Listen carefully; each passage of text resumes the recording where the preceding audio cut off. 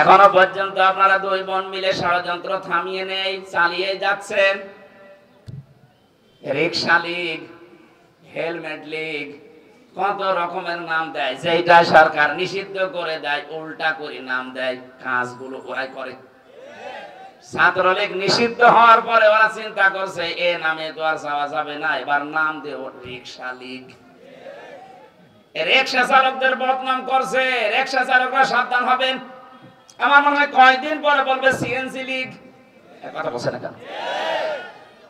ওদের যা চরিত্র, গলন্দ ঘাট রাজবাড়ি শেষে ওই গলন্দ ঘাটের মহিলাদেরকেও লাগাবে যে বেশ্যা লীগ।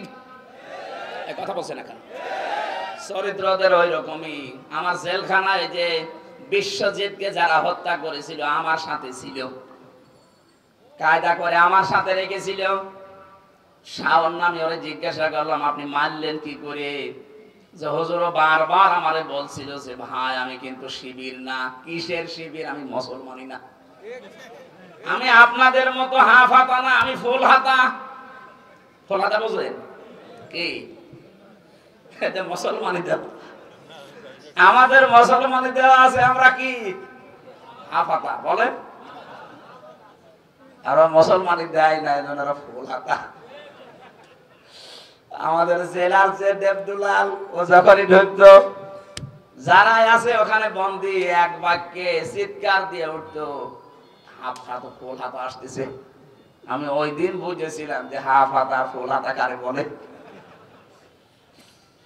এই যে মানুষ হত্যার সাথে যারা জড়িত, দেশকে আজ অস্থিতিশীল করার জন্য যারা চিন্তা ভাবনা নিয়ে পালিয়ে যাওয়া মানুষের কথা শুনে আপনি উদ্বুদ্ধ হচ্ছেন, আপনি থামেন। এরপরও যদি না থামেন, দেশের দামাল ছেলেরা কিন্তু এখনো মারা যায়নি।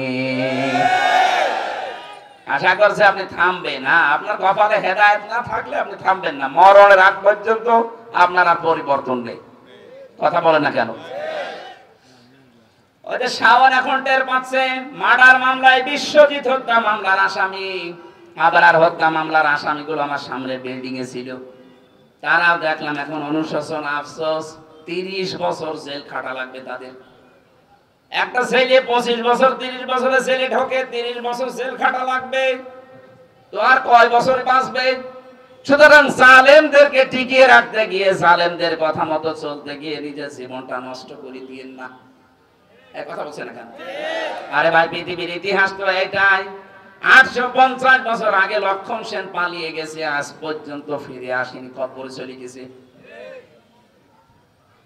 আপনি পালিয়ে গেছেন আবার ফিরে আসবেন, এটা পৃথিবীর ইতিহাস বলে না। কোন পালিয়ে যাওয়া যারা কোনদিন ফিরে এসেছে আপনি পড়েছেন?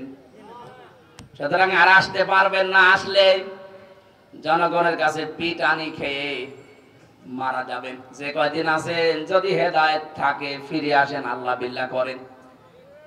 যে স্বামী পেয়েছেন ও স্বামীর কাছে আল্লাহ বিল্লাহ করতে পারবেন না, কারণ স্বামী তো আল্লাহ মানে না।